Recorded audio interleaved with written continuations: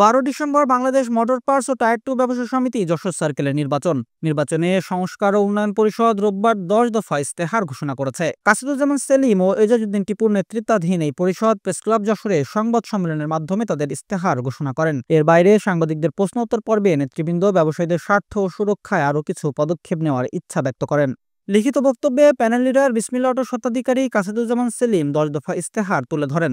10 দফার মধ্যে অন্যতম গণতান্ত্রিক মূল্যবোধ বজায় রাখতে 2 বছর পর স্বচ্ছ ও নিরপেক্ষ অংশগ্রহণমূলক নির্বাচন আয়োজন করা, ভ্যাট ও অন্যান্য বিষয়ক জটিলতা দূরীকরণ ও সচেতনতা বৃদ্ধিতে প্রশিক্ষণ এবং কাস্টমস কর্তৃপক্ষ ব্যবসায়ীদের মধ্যে মর্যাদাপূর্ণ সম্পর্ক স্থাপন করা, ব্যবসায়ী সমিতির কেন্দ্রীয় কমিটি ও যশোরের চেম্বারের সহায়তায় ব্যবসায়িক সমস্যা সমাধান ও সদস্যদের উন্নয়নে কাজ করা, সমিতির আয় ব্যয় স্বচ্ছ রাখা ও নিয়মিত অডিটের মাধ্যমে নিশ্চিতকরণ, প্রতি বছর সাধারণ সভার মাধ্যমে বার্ষিক প্রতিবেদন প্রকাশ এবং অনুমোদনের ভিত্তিতে সদস্যদের হাতে পৌঁছে দেয়া।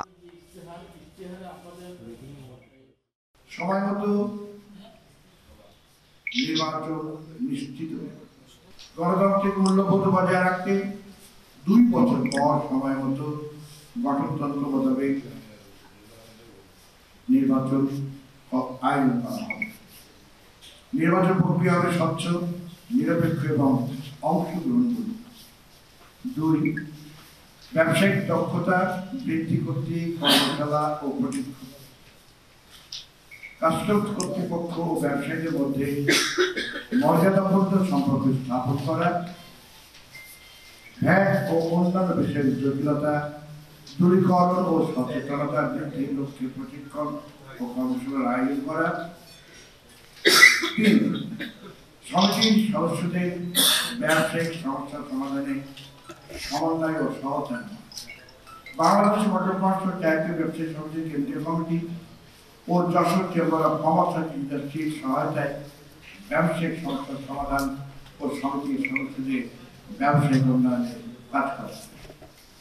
4, স্বচ্ছ জবাবদিহিতা, স্বচ্ছ জবাবদিহিতাপূর্ণ হিসাব ব্যবস্থা, সমিতির সকল আয় ব্যয়ের হিসাব স্বচ্ছ এবং নিয়মিত অডিটের মাধ্যমে নিশ্চিত করা। ইশতেহার ঘোষণা অনুষ্ঠানে অন্যদের মধ্যে উপস্থিত ছিলেন সমিতির সাবেক সাধারণ সম্পাদক আতাউল্লাহ, বিশিষ্ট ব্যবসায়ী গোলাম সরওয়ার কাদের, মোকসেদ আলী, জাহিদ হোসেন ও রেয়াজ উদ্দিন।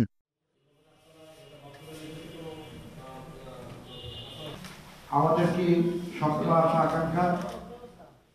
ডেস্ক রিপোর্ট, দৈনিক কল্যাণ।